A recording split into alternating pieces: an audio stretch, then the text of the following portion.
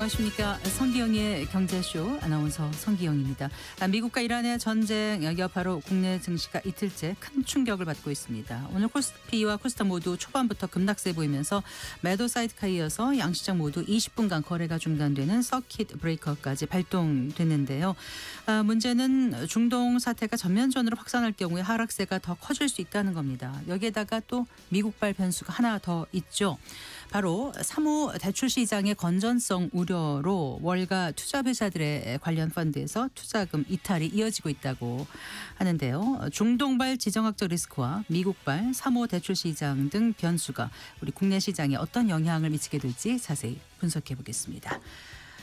최근 유럽 경제가 구조적 문제와 고물가 고비용으로 어려움을 겪고 있다고 하죠. 이번 달 20일에 열리는 EU 정상회의에서는 이 유럽의 경제적 문제를 해결하고자 새로운 경제 운영 방식을 채택할 것으로 알려졌는데요. 잠시 후에 유럽의 경제 위기 상황 살펴보고 EU 정상회의에서 어떤 해법을 모색할지 자세히 알아보겠습니다. 이 시간 유튜브로도 함께합니다.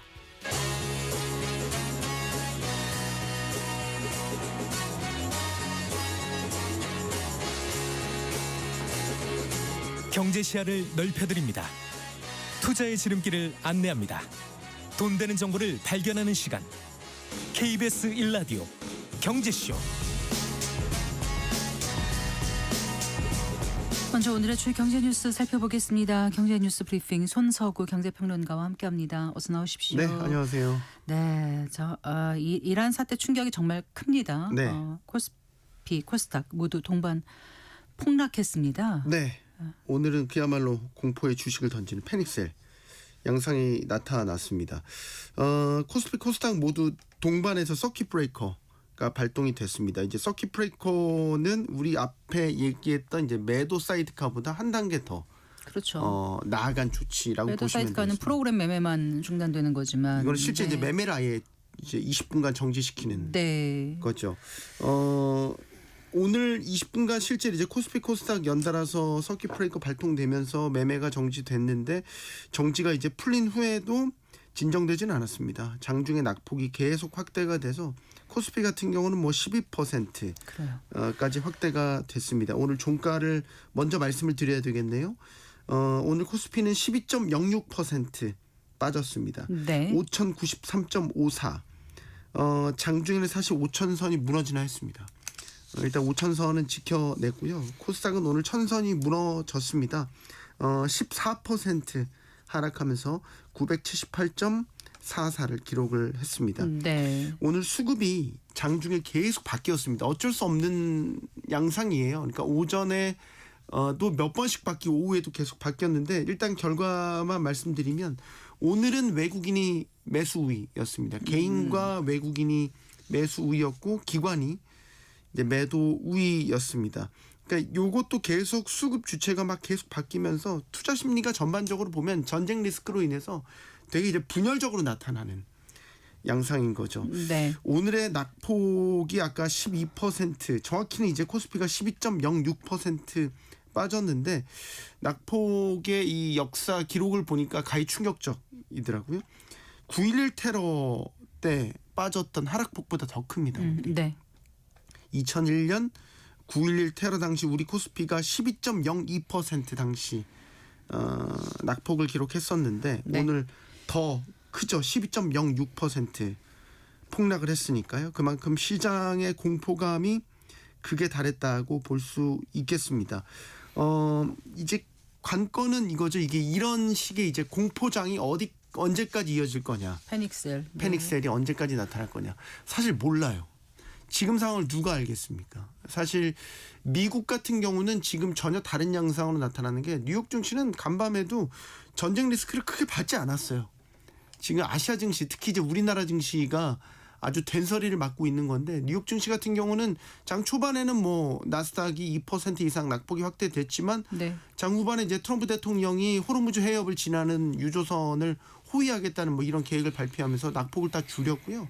S&P 500도 빠지긴 했지만 뭐 하락폭이 1% 미만이었습니다. 네. 지금 한국만 이렇게 유난히 지금 폭락 장세를 연출하고 있는데 산이 높으면 골이 깊다라는 말이 있잖아요. 우리가 이제 생각나더라고요. 네, 연초에 계속해서 랠리를 보였고 올해 들어와서만 거의 코스피가 40% 이렇게 수익률이 나다 보니까 그만큼 지금 이런 충격에 더 큰 낙폭 양상으로 보이는 건데 무엇보다 관건은 지금 이란 사태의 어떤 조기 종식, 그러니까 장기화되지 않고 사태가 수습이 될 거라는 이 신호가 잡히는 게 현재로선 매우 중요할 것 같습니다. 네. 너무 불확실성이 커서 판단하기가 참 어렵습니다. 네. 지금 이런 가운데 이제 환율도 걱정스럽습니다. 1,500원 선 오늘 넘어선 건가요? 네, 야간 그 거래에서 1,500원을 넘었습니다. 0시 5분 자정 조금 넘은 시각에 1,500원 넘어섰었고 네. 이제 1,506원 선까지 계속 올랐다가 이제 떨어지기는 했습니다.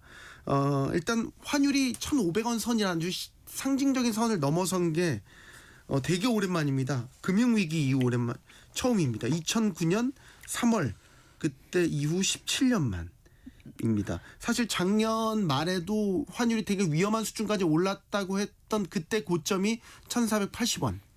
그래서 1,480원을 오르면은 이제 사실 외환 당국이 이제 개입을 하면서 계속 네. 이제 눌렀는데 지정학적 리스크에는 사실상 속수무책. 그러니까 2009년 글로벌 금융 위기 이후 17년 만에 처음으로 1,500원 선 넘긴 거잖아요. 네, 그렇습니다. 아무래도 이제 이런 중동 전역으로 이란 사태가 확산될 수 있다는 우려 이러면서 이제 안전자산 선호 심리가 강화된 영향인 거죠. 유가도 오르고 이에 따라 달러도 강세로 나타나니까 상대적으로 이제 아시아 통화인 원화는 약세로 이제 가고 있는 더 약세를 부추기는 이런 상황이 만들어진 거고. 네. 지금 이창용 한국은행 총재도 해외 출장 가다가 공항에서 급거 다시 돌아왔습니다.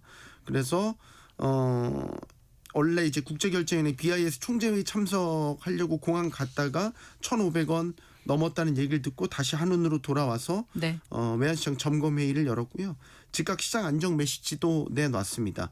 환율이 이제 1,500원을 넘기는 했지만 과거와 달리 달러 유동성이 풍부하고 한국의 대외 차입 가상금리, 신용 부도사 프리미엄도 안정적인 수준을 유지하고 있다 이렇게 평가했습니다. 근데 중동발 고유가라는 충격 속에서 뭐 대만, 일본 다 지금 하락폭이 크지만 특히 우리 원화 약세가 상대적으로 좀 심화돼서 지금 우려되는데 어쨌든 지금 한국뿐 아니라 글로벌 금융시장이 중동발 쇼크로 크게 요동치고 있어요. 네, 일단 이번 사태로 실물 경제를 압박하는 지표들이 출렁이고 있죠. 가장 먼저 우리는 이제 국제유가를 봐야 되는 거고. 네, 네. 지금 국제유가는 일단은 계속 오름세입니다. 왜냐하면 이제 이란 사태도 계속 확전 양상인 거죠. 지금 대표적으로 서부 텍사스산 원유 WTI는 현재는 76달러, 배럴당 76달러 선인데 네. 77달러 선도 넘었었고 브렌트유는 84달러도 돌파를 했었죠. 그러니까 전쟁 발발 이후에 딱 10% 정도가 지금 오른 정도라고 보는 거고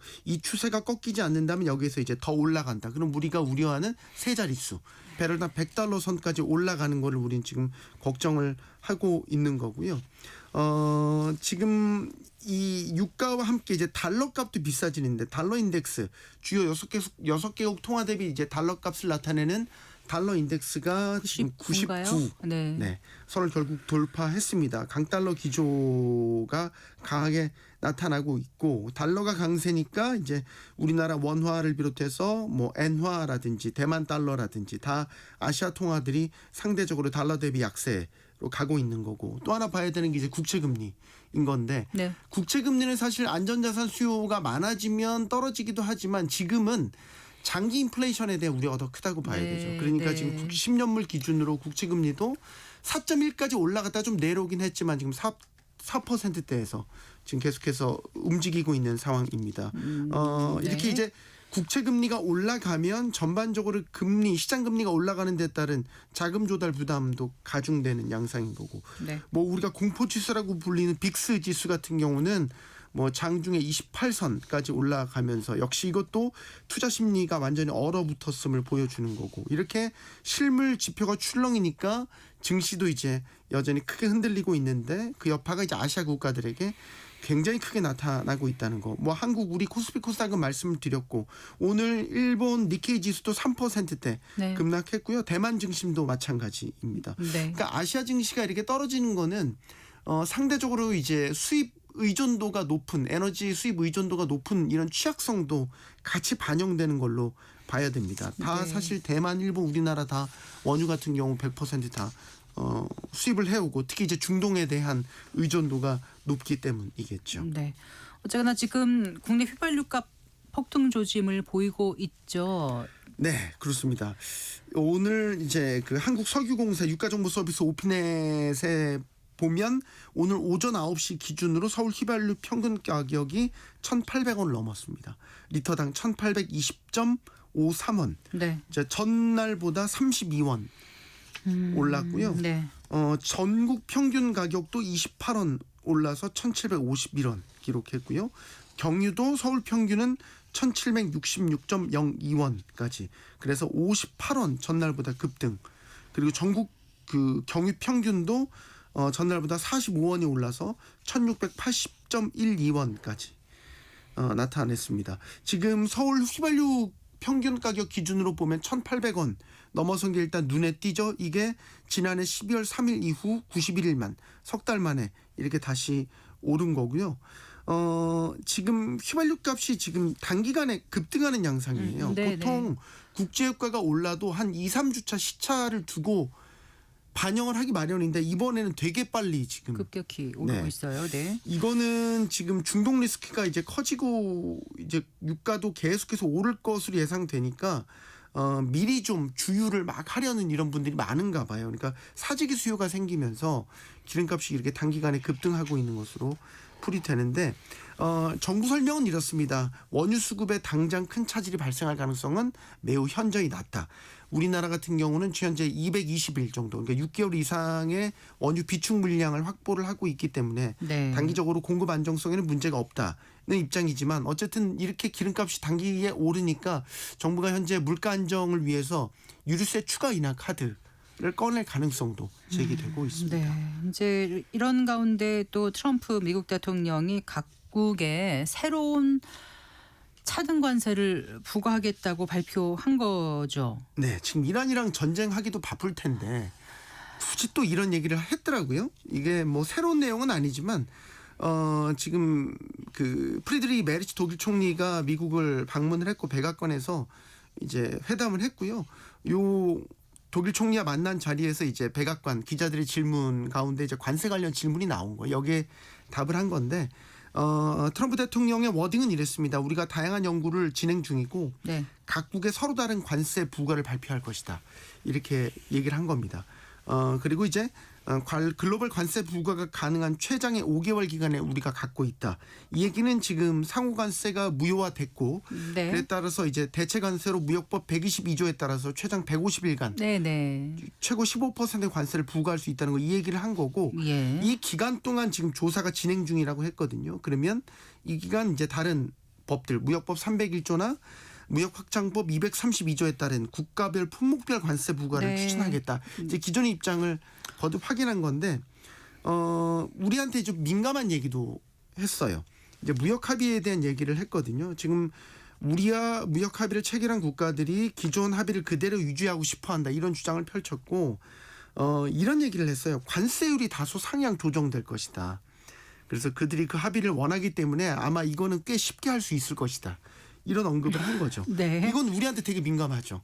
왜냐하면 트럼프 대통령이 지난 1월에 이제 우리 국회에 입법 처리가 늦는다 이걸 이유로 해서 관세를 일방적으로 25%로 재인상한다 발표를 해버렸고 이제 이게 결론이 나지 않은 상태에서 이제 이런 발언을 했기 때문에 우리로서는 이게 상당히 좀 민감하게 받아들일 수 있는. 정부도 부분이죠. 지금 국회에 대미투자 특별법 처리를 서둘러 달라고 요청하고 있는 거죠. 네, 그렇습니다. 이제 정부는 대미투자법이 이제 특위가 운영되고 있는데 요 기한이 끝나기 전에 적시 처리를 해야 된다라고 거듭 요청을 하고 있고 오늘 여한구 통상교섭본부장이 국회를 찾아서 관련 이제 간담회에서 대미투자법 처리를 이제 요청을 했고 국회에서 그리고 논의 중인 다양한 법안에 대해서도 미국 측에 오해하는 부분들을 설명하고 있다 이런 설명도 내놨습니다.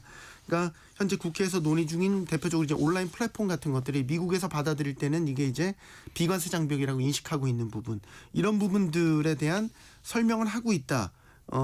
이런 걸 염두에 둔 발언으로 해석이 되고요. 무엇보다는 이제 미국의 입법 지연 이런 비관세 장벽으로 혹시라도 이제 관세를 정말로 25%로 올리는 빌미를 우리가 줘서는 안 된다. 그러니까 이런 대미투자특별법도 적시에 처리를 해야 된다라고 계속해서 요청을 하고 있는 것이고요. 여야가 오늘 대미투자특별법과 관련해서는 지연 없이 처리하기로 일단 합의를 했습니다. 네. 현재로서는 만약 이제 예정대로 진행이 된다면 오는 12일 정도에 이 대미투자특별법은 본회의에 상정이 돼서 처리될 것으로 예상됩니다. 네, 잘 들었습니다. 고맙습니다. 고맙습니다. 경제뉴스 브리핑 손서구 경제평론가와 함께했습니다.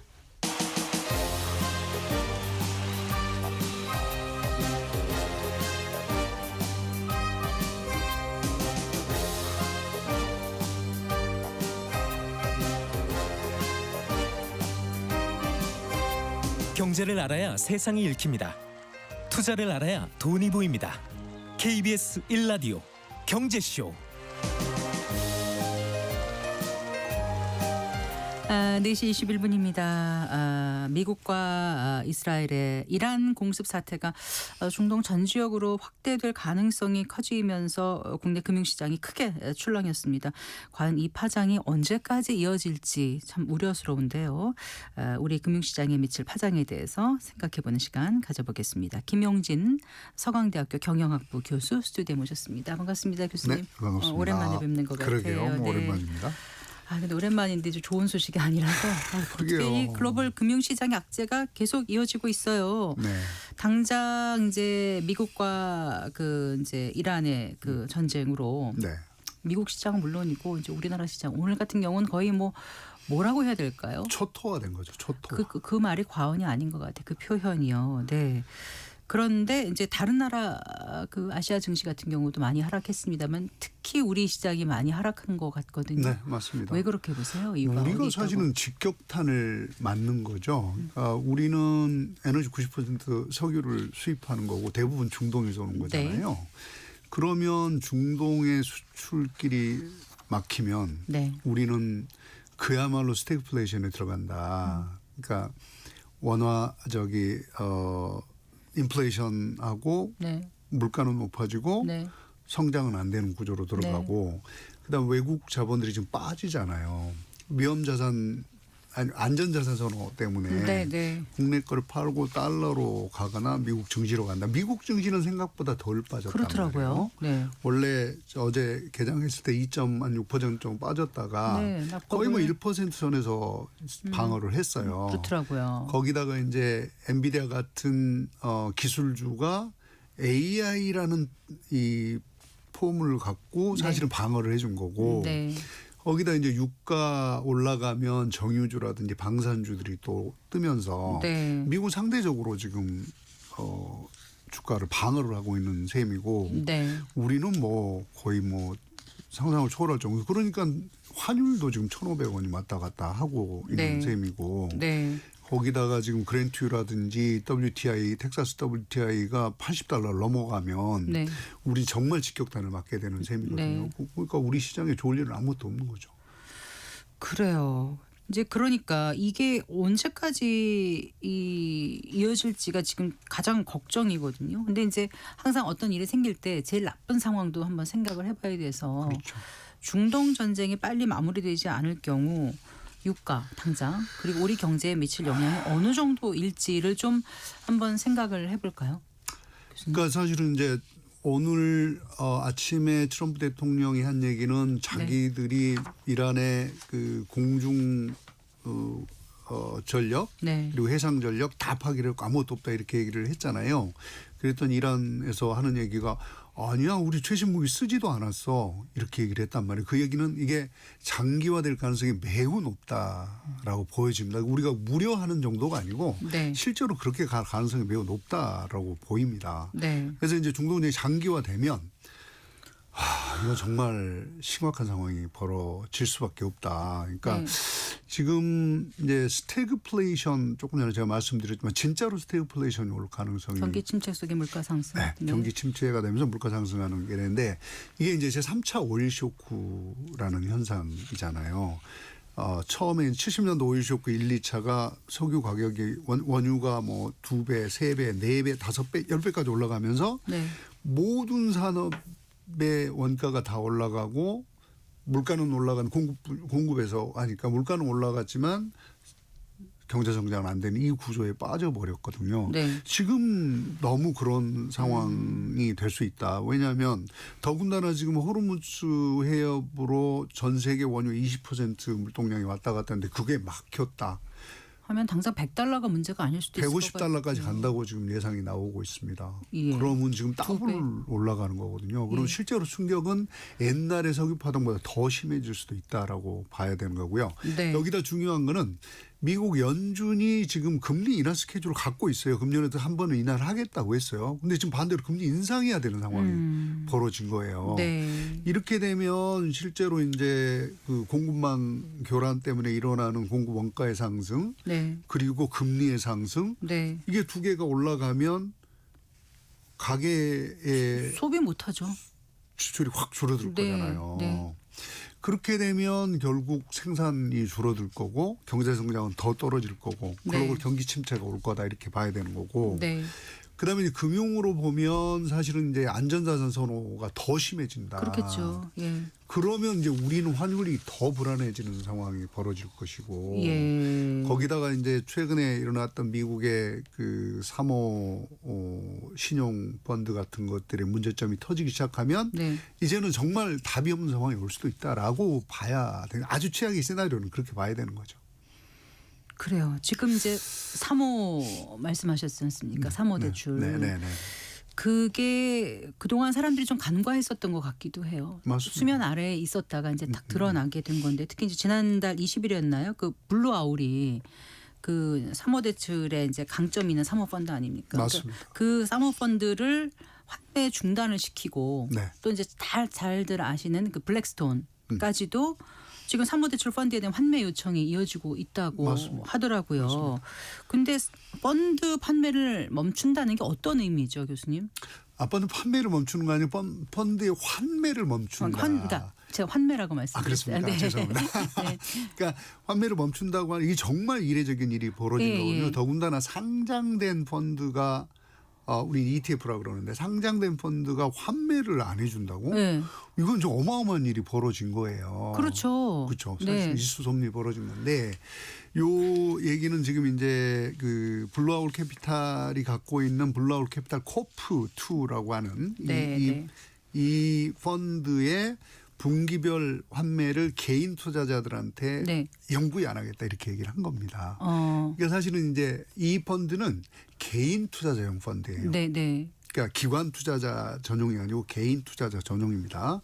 이게 이제 크게 세 가지 이유가 있는데 하나는 일단 여기는 기업 대출을 많이 합니다. 예. 그러면 기업 대출을 하면 기간이 길잖아요. 대출 기간이. 그래서 이걸 현금화를 못 해요. 네. 유동성 자산이 아니에요. 네. 그런데 고객들한테는 환매를 투자자들한테 환매를 분기별로 해줘요. 네. 그 미스매치가 발생을 하죠. 아, 네. 이게 이제 가장 중요한 이유. 대부분의 펀드들이 환매가 안 되는 가장 중요한 이유가 이것 때문입니다. 네. 안 되는 거예요. 네. 두 번째는 이제 여기가 제일 많이 대출해 준 데가 인공지능하고 소프트웨어 기업들이에요. 네, 네. 근데 인공지능하고 소프트웨어 기업들의 실적이 안 나와요. 그러면서 주가가 빠져요. 네.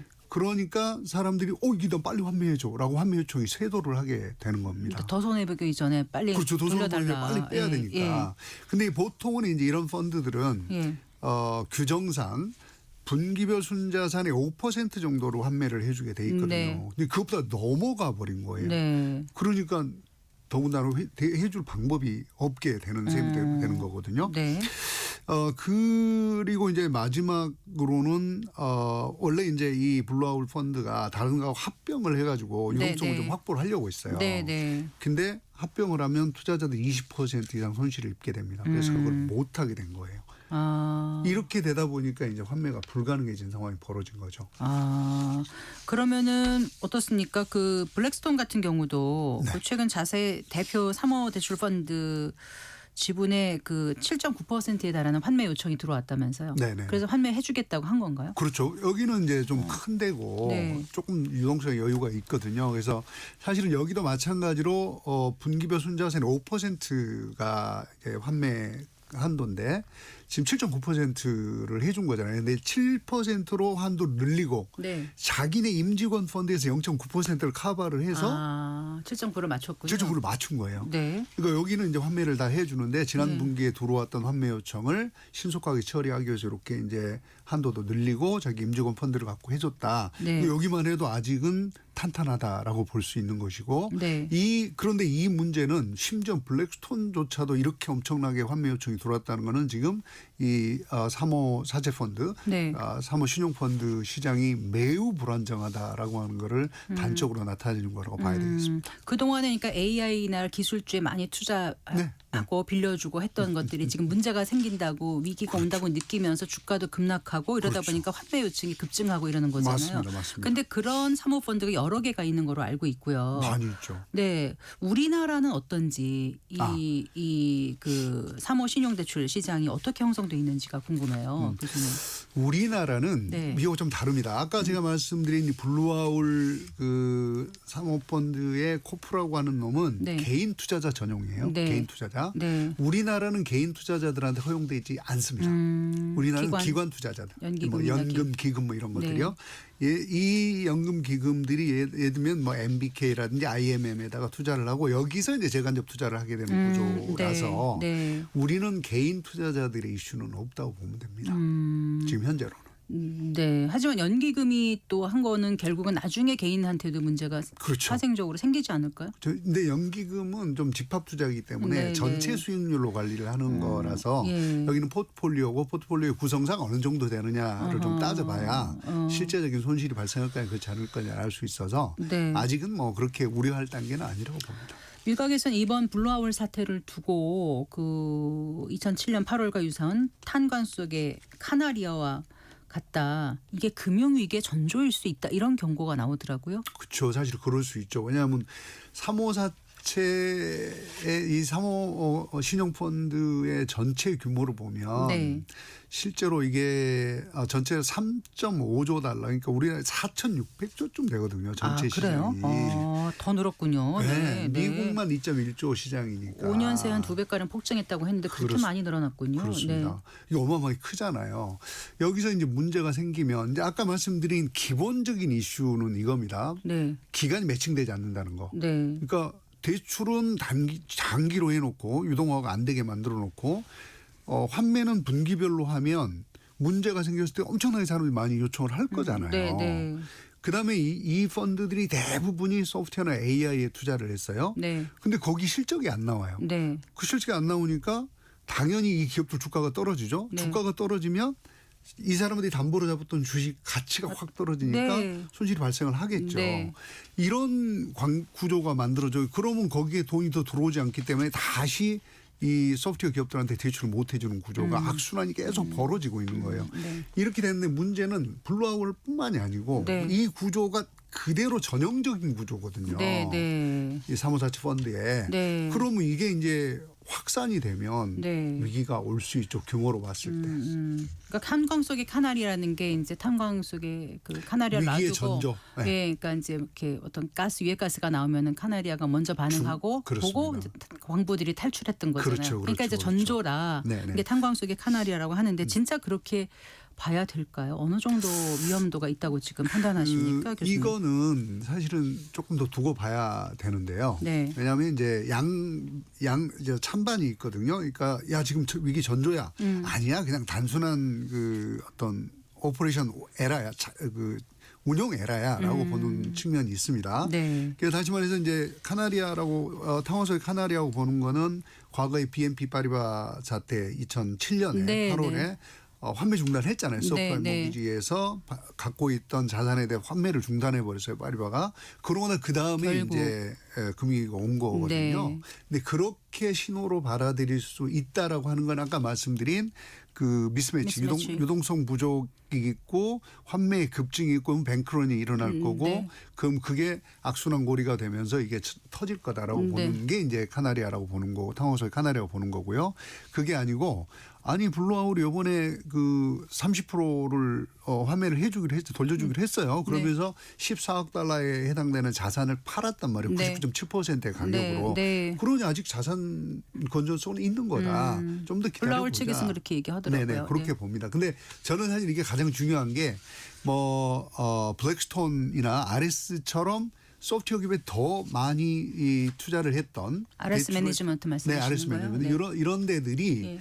혹시 문제가 하나라도 더 생기면 이건 정말 심각한 상황으로 갈 수 있다고 봐야 합니다. 아까 그 MBK 파트너스 잠깐 말씀하셨잖아요. 네네. 그 블루아울하고 MBK 파트너스하고 어떻게 연결되어 있는 거죠?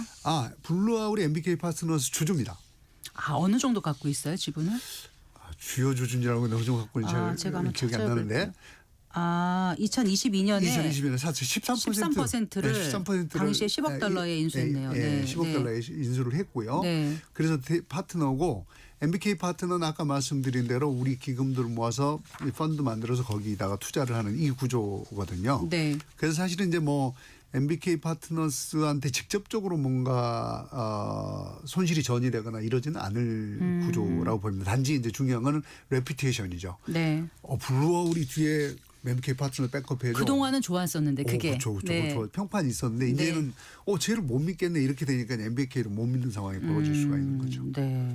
자 결국은 이제 소프트웨어 기업들의 주가 부진이라든가 AI 기업들의 실적이 기대보다 나오지 않는 게 이제 문제가 되는 거지 않습니까? 그렇습니다. 근데 그렇습니다.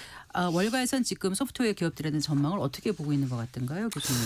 지금 이제 월가는 소프트웨어 기업들의 선별을 해야 된다라고 봐요. 완전 양극화라고 봐요. 네. 진짜 극심한 양극화죠. 그리고 수익성 검증을 해야 된다. 이제는 AI를 한다고 해서 다 투자를 하거나 소프트웨어를 한다고 해서 다 투자를 하는 게 아니고 실제로 현금 창출력이 있는지를 봐야 한다. 네. 실질적 수익 창출력에 기반해서 옥석 가리기를 이제 해야 된다라고 보는 거고요. 그래서 이제 마이크로소프트나 세일스포스처럼 실제로 그 대형 우량주들 현금 창출이 하고 네. 성장하는 이런 기업들은 되겠지만 그렇지 않은 데들은 다 사라질 거다라고 보는 거고요. 오히려 지금 저가이기 때문에 대형 펀드들이 M&A를 할 가능성이 기회다라고 M&A를 할 가능성이 높아지고 있어요. 그래서 네.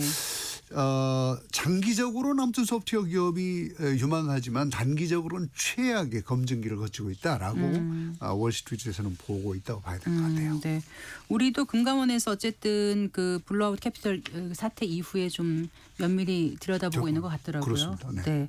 자, 시간이 많지 않아서 좀 마무리를 좀 해봐야 될 것 같은데 지금 이제 그 중동전으로 당장 어제 오늘 뭐 국내 시장 아주 완전히 말씀하시는 것처럼 초토화가 됐습니다. 네. 근데 이제 중동발 어떤 지정학적 리스크도 있지만 지금 말씀하신 이 사모펀드, 네. 사모신용 이런 문제들도 같이 겹쳐 있어서 네. 투자자들의 불안이 어느 때보다 지금 커져 있는 상황이거든요. 맞습니다.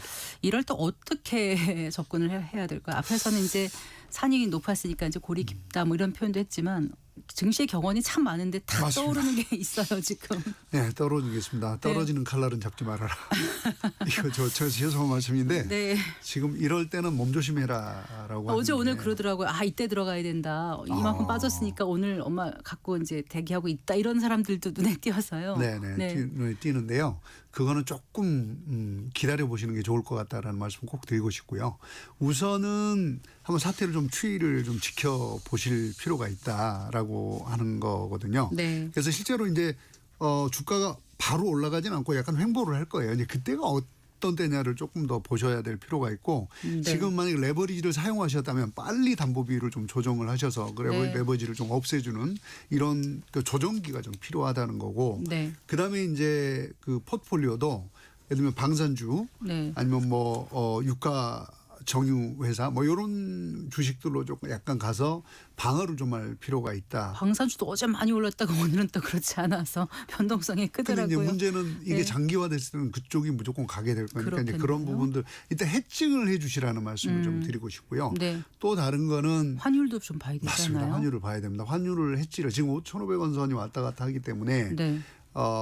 뭐 미국 달러를 사시거나 아니면 그쪽 관련된 ETF를 사시거나 이래서 조금 더 해칭을 좀 해놓으실 필요가 있다라는 말씀 꼭 드리고 싶네요. 네, 그 어느 때보다 좀 신중한 네, 신중한 접근이 필요합니다. 네, 감사합니다. 오늘 말씀 잘 들었습니다. 고맙습니다. 네, 고맙습니다. 김용진 서강대학교 경제학과 교수와 경영학부 교수와 얘기 나눠봤습니다. 수고하셨습니다.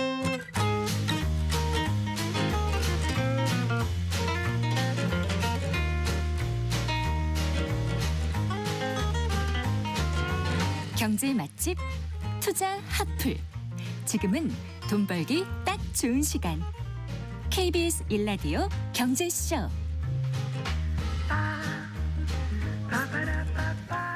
아, 4시 40분입니다. 디지털 기술의 혁신으로 새롭게 창출되는 상품과 서비스가 우리 경제와 일상에 미치는 영향에 대해서 생각해보는 순서예요.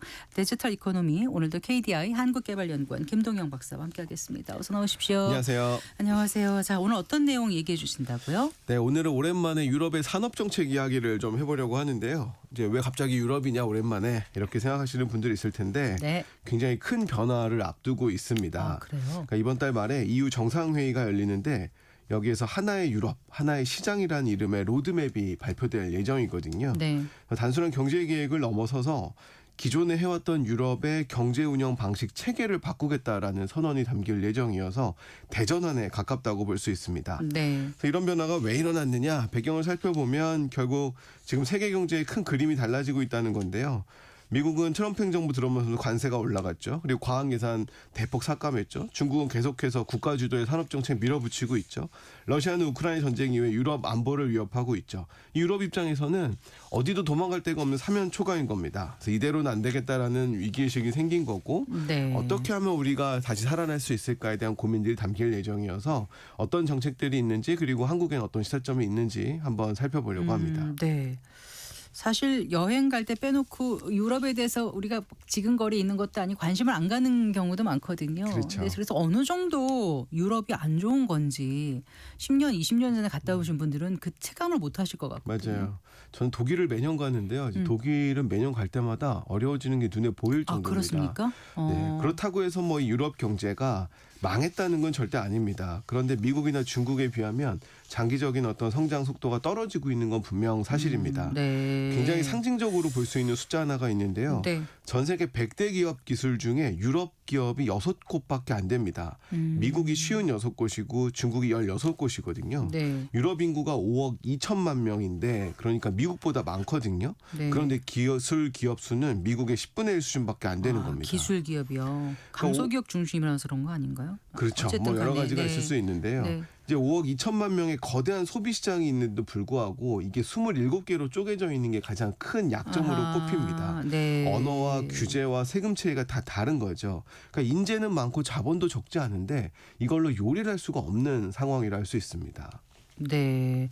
근데 그동안 이런 문제는 계속 있었던 거 아니에요?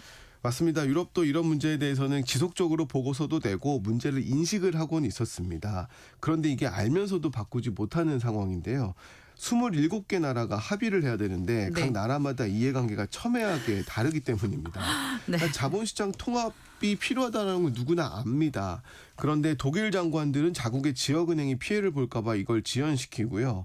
프랑스 장관들은 뭐 국영 전력 유틸리티를 보호하기 위해서 전기 상호 연결망 구축을 무산시킵니다. 뭐 이런 사례들이 수백만 가지입니다. 그러다 보니까 전체적인 개혁이 어려운 상황입니다. 근데 이번에는 좀 뭐가 달라지나 봐요. 이게 이제 분위기가. 밖에 어떤 그 위기가 있으면 결집하잖아요. 그렇죠. 봐도 트럼프 대통령의 어떤 그 적극적인 정책 덕분에 하나로 결집되는 아이러니한 상황들이 보여지고 있습니다. 네. 사실 지금까지 유럽의 실패는 돈을 좀 덜 버는 문제에 가까웠습니다. 그러니까 네. 상업적 리스크였죠. 그래서 뭐 약간의 고고한 척을 할 수도 있는 그런 상황이었는데 이제는 지정학적 리스크로 확산된 겁니다. 미국이 동맹을 챙겨줄 수 있다라는 기대도 사라졌고요. 유럽이 스스로 힘을 키워야 되는 상황이 온 거죠. 그러려면 GDP가 더 늘어야 국방비를 지출할 수 있고 기술 주권을 가지고 있어야만 미국이나 중국의 기술 패권에 종속되지 않을 수가 있다라는 생각을 하게 된 거고요. 그래서 이번 비공식 정상회의에서의 세 가지 키워드가 혁신, 생산성, 경쟁력이었다는 겁니다. 네. 그러면서 프랑스 대통령은 6월까지 우리가 충분한 진전을 마련하자라는 시한까지 네. 박을 정도로 촉박한 상황입니다. 그래서 유럽이 지금 어떤 정책을 구상하고 있는 거예요? 예, 오늘 이제 5가지 정도 말씀드리려고 하는데요. 뭐 크게 한 3가지 정도 먼저 말씀드리려고 합니다. 첫 번째는 규제 간소화입니다. 제가 계속해서 디지털 경제에서 새로운 생산성을 높이기 위해서는 규제. 그 기술을 절대. 쓸 수 있는 시스템 자체를 바꿔야 된다라고 얘기를 하고 있는데요. 네. 유럽이 요게 약합니다. 이유는 기존 법 위에 각 나라가 불필요한 규제를 덧붙여 놓고 있는데 이걸 이제 금칠이라고 보통 표현을 합니다. 골드 플레이팅? 네. 놀리는 거죠. 네. 수십만 페이지의 금칠이 있습니다. 아. 이번 유럽위원회는 이 금칠을 전부 제거하겠다라는 생각을 가지고 있고요. 10개의 간소화 패키지를 통해서 하나로 한 22조 원의 비용 절감 효과를 기대를 하고 있습니다. 네. 그래서 재밌는 거 하나가 일몰 조항을 넣겠다라는 겁니다. 그러니까 시간이 지나면 자동적으로 없어지게 만들고 네, 네. 필요하면 다시 만들어라라고 하는 거고 지침보다는 규정을 통해서 각 나라가 자국법으로 옮기는 과정에서 변형되지 않도록 통일된 법을 만들려고도 하고 있습니다. 특히 이제 규제 간소화를 하는 거고요. 또 두 번째는 어떤 겁니까? 요거 좀 재밌는데요. 바로 28번째 체제를 만들겠다는 겁니다. 쉽게 얘기하면 EU 주식회사를 만들겠다는 건데요. 네. 지금 유럽의 회사를 세우려면 독일의 뭐 유한 책임 회사가 되거나 네. 프랑스의 주식회사 형태 이렇게 각 나라의 어떤 그 회사법을 따라야 되는데 네. 이렇게 되면 법도 다르지 회계 규칙도 다르지 파산법도 다르지 그러다 보니까 뭔가 결집이 안 됩니다.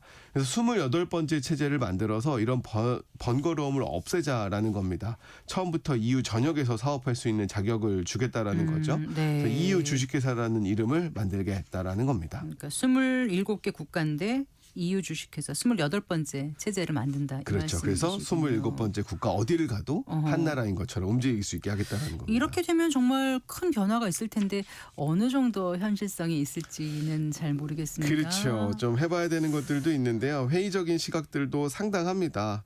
그러니까 기업법은 알겠는데 노동법이나 세금처럼 각 국가의 정부 소관인 영역을 어떻게 일원화할 것이냐라는 네. 이야기들도 하고 있고요. 예. 심지어는 과거에도 비슷한 시도들이 있었는데 그때와 지금이 뭐가 다르냐라고 하는 회의적인 시각도 있습니다. 네. 이런 부분에 대해서는 이제 스타트업이 직원들에게 스톡 옵션을 주기 쉽게 만드는 정도의 아주 미미한 변화들로 시작을 하지만 시간이 지날수록 이제 이러한 변화들은 커질 수 있다라고 항변을 하기도 하는데 네. 이코노미스트지에서는 또 신랄하게 비판을 했더라고요.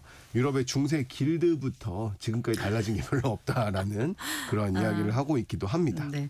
또 어떤 정책이 지금 구상되고 있는 거예요? 예, 요거 이제 우리가 좀 들어봐야 될 정책들인데요. 유럽 제품 우선 구매 정책입니다. 네. 공공 조달이나 정부 보조금에서 유럽 제품을 우선적으로 사자는 건데요. 미국의 바이 아메리칸 정책과 유사합니다. 근데 재밌는 게 이게 시작이 국방 분야라는 겁니다. 그래서 900억 유로 규모의 우크라이나 지원 패키지나 네. 1,500억 유로 EU 내부 국방 지원 계획에 EU 기업 우선 구매 조항을 두겠다라는 겁니다. 그런데 이 역시도 또 27개 국가의 이해관계가 첨예하게 다릅니다. 이게 갈립니다. 네. 작은 나라들은 저렴한 공급업체를 배제하는 셈이 되다 보니까 나는 더 비싸졌는데? 라고 주장을 하기도 하고요. 예. 다른 국가들은 이러나 저러나 결국 사다 보면 독일이나 프랑스 거 아니냐라고 또 언급을 하기도 합니다. 예. 그러다 보니까 이 디지털 경제로의 산업 전환도 굉장히 어려워지고 있는데요. 그 3월 3일 그러니까 어제 유럽위원회가 산업 가속화법을 발표했습니다. 네. 여기에는 원래 반도체, 바이오, 로봇, AI까지 모든 전략 부문들이 포함되려고 하는데 네. 그런 첨예한 이해관계 때문에 전부 다 빠졌고요. 네. 저탄소, 철강이나 시멘트, 알루미늄 같은 중공업 제품은 몇 개 남았습니다. 합의가 얼마나 어려운지 알 수 있는 대목들입니다. 네. 게다가 이제 유럽 챔피언 기업 육성 정책도 있고 무역 협정 확대도 있습니다. 네. 원래 계속해서 있던 것들인데요. 뭐 경쟁법을 좀 완화하겠다라든지 아니면 자유주의적인 방향을 조금 더 강화해서 미국과 다른 길을 좀 걸어보겠다라는 것들도 또 패키지에 들어 있습니다. 네. 자, 정책은 그렇고요. 실제로 유럽 기업들, 그러니까 유럽에 자주 가시니까 어떤지 좀 말씀해 주세요. 유럽에서 진짜 찾아보기 힘든 게 스타트업입니다. 아. 유럽에서 의외로 스타트업들을 뭐 흔히 있을 것 같지만 성공한 스타트업 찾아보기가 정말 어렵거든요. 네. 그런데 이번 스웨덴 스톡홀름의 러버블이라는 스타트업이 굉장한 성과를 냈습니다. 네. 그러니까 바이브 코딩, 우리가 보통 말로 하는 코딩을 하는 업체인데요. 1년 전만 해도 연간 매출이 100만 달러에 불과했는데 네. 딱 1년이 지난 후에 2억 달러로 급증했습니다. 그러니까 1년 만에 200배 증가를 네. 한 겁니다. 이제 유럽에서도 세계적인 AI 기업이 만들어낸 것이 가능해졌다라고 강조를 하고 있는데 유럽 전역으로 보면 벤처 캐피털 투자액이 850억 달러였는데요. 지난해에요. 10년 전에 비하면 4배 가까이 성장한 거고요. 네. 물론 이제 미국에 비하면 한참 못 미치는 수치긴 한데 중국을 넘어섰다라는 점에서는 꽤 의미 있는 수치입니다. 유럽이 잘하고 있는 분야는 어떤 분야죠? 예, 세 가지로 좀 정리를 해봤는데요. 기후 기술이 한 가지가 있습니다. 네. 유럽의 친환경 스타트업에 대한 VC 지출은 미국의 24% 수준이었는데 지금은 55%까지 올라왔습니다. 이건 이제 미국이 줄인 것도 있습니다. 미국이 환경에 대한 정책들을 좀 소극적으로 쓰잖아요. 그러다 보니까 VC 자금 조달 건수가 최저치를 기록하면서 유럽이 올라온 것도 있지만 유럽 역시 투자 규모는 늘어나고 있고요. 두 번째는 국방 기술입니다. 이건 되게 놀라운 부분인데요. 유럽에서 하이테크 무기 제조 붐이 일어나고 있거든요. 유럽 국방 기술에 대한 VC 투자는 사실 북미 지역에 비하면 굉장히 작았습니다. 네, 네. 그런데 이제는 6%까지 올라왔고요. 이건 굉장히 작은 수치이긴 하지만 그 속도가 무섭다라는 점이 재밌습니다. 게다가 이제 제가 굳이 국방 기술을 꼽은 이유는 그 성공한 백만장자들의 돈이 국방 기술로 흘러 들어가서 이제는 산업의 선순환들이 조금씩 이루어지는 촉매제가 되고 있다라는 거거든요. 네. 그래서 스포티파이 창업자의 다니엘 에크 같은 사람들이 AI 기반의 자율 전투기를 만들고 있는 것이 그 하나입니다. 그리고 또 하나는 딥테크 분야인데요. 핵융합, 양자, 나노 같은 검증되지 않은 첨단 기술에 투자하는 분야들이 굉장히 늘어나고 있어서 네. 이 분야도 이제 유럽의 장기적인 성장에서는 굉장히 주목해 볼 만한 이슈들입니다. 이런 분야가 성장이 이렇게 가능해진 이유는 어디 있다고 보세요? 예, 이제 저희 방송의 어떤 연속성을 가져오기 위해서 이제 지난주에 했던 이야기를 또 한번 끌고 왔는데요.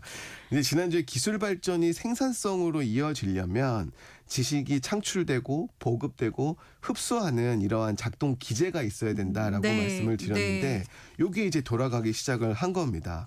창출 측면을 보면 유럽은 원래 기초연구가 굉장히 강하거든요. 세계 최고 수준의 대학과 연구소가 있는데 문제는 이걸 사업으로 연결하는 보급과 흡수가 굉장히 어려웠습니다. 네. 근데 이 측면에서 이제 변화가 생긴 겁니다. 대표적인 게 스톱 옵션 문화가 생긴 건데요. 예전에 유럽 스타트업인 이 그 스카이프 같은 경우는 100만장자를 겨우 11명 창출해냈습니다. 근데 미국 페이팔 같은 경우는 100명 이상의 100만장자를 만들어냈거든요. 이 네. 스톡 옵션 제도 때문에요. 네. 100만장자들이 다시 실리콘밸리의 스타트업에 투자하면서 선순환이 있었는데 유럽은 그 선순환이 없었던 겁니다. 그런데 이제 유럽 기업들도 스톡 옵션을 많이 나눠주기 시작을 하면서 이제 방금 설명드렸던 다니엘 에크 같은 사람들도 국방 기업에 투자할 수 있는 이런 여유들이 생긴 겁니다. 기성 기술 기업의 인재와 자본이 새로운 스타트업으로 흘러들어가는 기제가 생긴 거죠. 네. 흡수 측면도 눈여겨봐야 되는데요. 트럼프의 외국인에 대한 가혹한 처우나 미국 빅테크들의 대규모 해고가 유럽에는 굉장히 장점으로 작용을 하고 있습니다. 이들이 다 유럽으로 흘러들어가고 있거든요. 그래서 이러한 작동 기제가 이제 발생을 하면서 네. 유럽이 굉장히 성장 속도를 빠르게 가져가고 있습니다. 그 유럽 경제가 그렇게 좋지 않다로 시작을 하셨는데 그래서 앞으로 하나의 유럽 하나의 시장을 만들겠다는 어떤 로드맵이 지금 이제 나올 거고요. 네. 이런 상황에서 이런 유럽의 변화가 우리 한국 경제 어떤 시사점을 던져주는지 좀 말씀 부탁드리겠습니다. 예, 유럽의 사례는 우리 경제에선 사실 굉장히 직접적입니다. 우리 경제는 유럽 경제를 상당 부분 닮아 있거든요. 그래서 유럽의 어떤 어려움들은 우리의 어려움을 비춰보는 거울이 될 수 있다는 측면에서 네. 규제 통합과 글로벌 인재 유치 그리고 산업 정책의 기술 혁신 연계라는 세 가지 측면을 이야기를 해보려고 합니다. 첫째는 이제 단일 시장 완성이라는 유럽의 과제가 네. 한국의 규제 파편화 문제랑 굉장히 비슷합니다. 유럽은 국가가 실질적으로 27개 회원국으로 쪼개져 있어서 생기는 문제인데 네. 우리는 부처별로 법률별로 이 디지털 관련 그리고 산업 관련 규제가 제각각입니다. AI 관련 규제만 해도 과기부, 산업부, 금융위, 개보위 여러 부처에 걸쳐 있거든요. 네. 유럽이 이런 것들을 지금 간소화하겠다라는 패키지를 만들고 있다라는 건 우리도 이러한 원스톱 체계가 필요하지 않을까라는 점들을 눈여겨봐야 되는 이슈들이 하나입니다. 네. 게다가 미국의 과학기술 투자 축소가 만들어진 글로벌 인재 이동도 우리가 눈여겨봐야 되는데요. 네. 네. 이들을 지금 유럽이 흡수하고 있는데 이거 우리나라도 흡수할 수 있도록 여러 노력들을 기울여야 됩니다. 네. 우리도 글로벌 두뇌 이동의 흐름에서 기회를 잡지 못하면 또 뒤처질 수가 있습니다. 네. 세 번째는 유럽의 어떤 국방부 투자를 위한 이 산업 마중물 역할이잖아요. 네. 독일이 국방비 GDP를 굉장히 높인다라는 어떤 투자들이 이루어지고 있는데 네. 중요한 건 이렇게 투자한 것들이 민간으로 흘러 들어간다라는 겁니다. 국가의 정부 투자와 민간의 파이프라인을 만드는 무언가가 필요하다라는 점 우리도 굉장히 주의 깊게 살펴봐야 되는 부분들입니다. 그래서 우리는 한국이 유럽의 실험에서 이런 어떤 시사점을 배우지만 우리의 네. 빠른 실행력과 디지털 인프라를 활용해야 된다라는 점 오늘 방송에서 다시 한번 강조를 하고 싶습니다. 네. 잘 들었습니다. 고맙습니다. 감사합니다. 네, KDI 한국개발연구원 김동영 박사와 함께했습니다. 마칠 시간입니다. 성기영의 경제쇼 오늘 순서 여기까지입니다. 아나운서 성기영이었습니다. 고맙습니다.